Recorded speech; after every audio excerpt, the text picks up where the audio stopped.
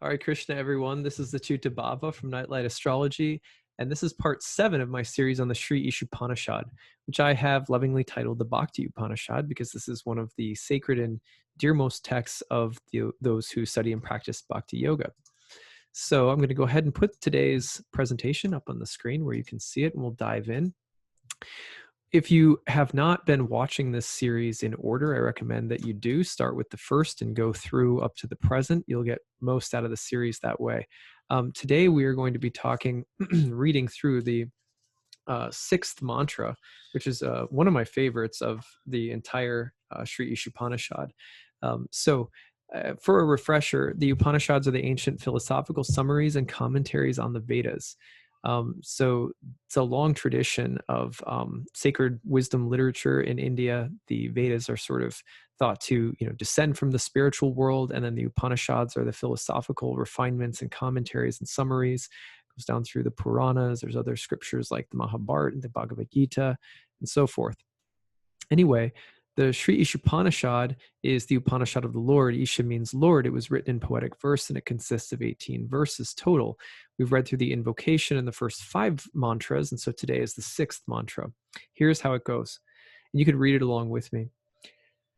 A person who sees everything in relation to the Supreme Lord and sees all entities as his parts and parcels, and who sees the Supreme Lord within everything, never hates anything nor any being. Let's read it one more time. A person who sees everything in relation to the Supreme Lord and sees all entities as his parts and parcels, and who sees the Supreme Lord within everything, never hates anything nor any being. What's not to love about that one, right? That's such a good one. Let's go on to a purport from His Divine Grace A.C. Bhaktivedanta Swami Prabhupada, the Acharya who brought Bhakti Yoga to the United States in the 1960s. He says, imitation of this liberated status is to serve the outward body for fame or some such reward, but is not service to the spirit soul. Such imitators have no information of the spiritual world. The Uttama Adhikari sees the spirit soul of an entity and serves him as spirit, which includes matter automatically.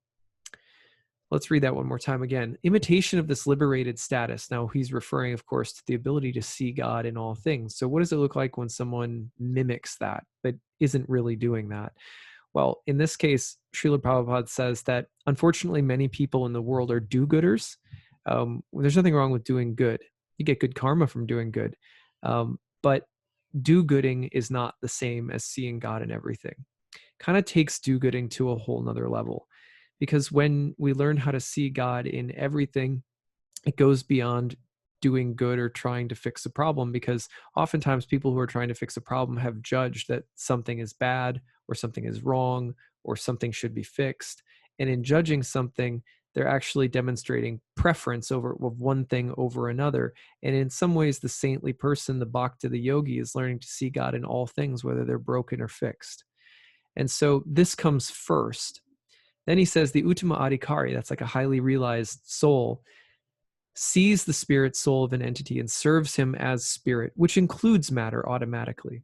So it is as though we can't really know how to be helpful in the best possible way unless we first learn to see God in everything beautiful, perfect, divine, whether it's good or bad, broken or fixed, like that. And then from there, the non-judging love of everything comes the ability to know how to address the physical. It comes automatically. Whereas oftentimes people will try to do it in reverse. They think if I do good, then I'll become spiritual. And it's actually that when you become spiritual, you naturally know how and where and when to do good. And it's because it's sometimes society tells us you could be famous or good or special or feel good about yourself if you do X, Y, or Z to make the world a better place. There's nothing against making the world a better place in Bhakti Yoga, but if it's making the world a better place devoid of God realization, then it won't last. It won't get to the root of the problem. So that's part of the purport that I think is really interesting that Prabhupada follows us up with. What he's doing, in a sense, is the way that I understood it anyway when I first read this purport, was that it's kind of like saying this verse is a feel-good verse, right? Let's read it again. Person who sees everything in relation to the Supreme Lord and sees all entities as his parts and parcels, and who sees the Supreme Lord within anything, never hates anything nor any being. You know, imagine all the people, right? The Beatles hung out with Srila Prabhupada, George Harrison especially. This makes you feel good when you read it. And it's that sentiment that if it becomes sentimentality, we have a problem, because it's not just do good, think good, you know, listen to the song Imagine and sort of try to do good in the world. None, again, no judgment upon any of that. But this is a much deeper spiritual practice and goal that we have, to truly learn how to see the beloved God in all things, and not just you know, trying to fix things or make the world more likable or enjoyable. Because from the standpoint of Bhakti Yoga, this material world will never be perfect. It's not possible. You can't perfect it. There's always going to be darkness and light kind of going back and forth in a duality.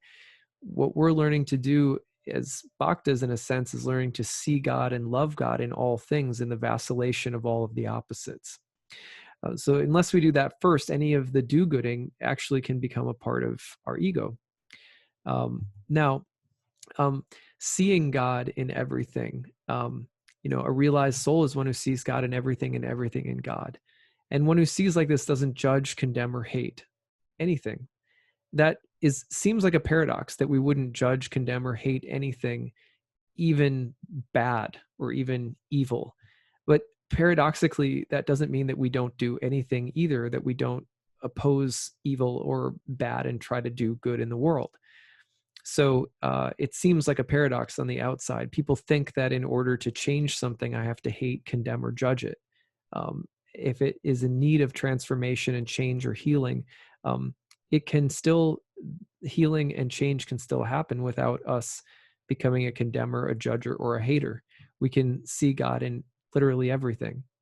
So that kind of vision isn't the same as trying to be good or do good in the world in order to gain something. And again, especially not in the material energy, which is always recycling and which always moves through the opposites and will never rest and remain in one state.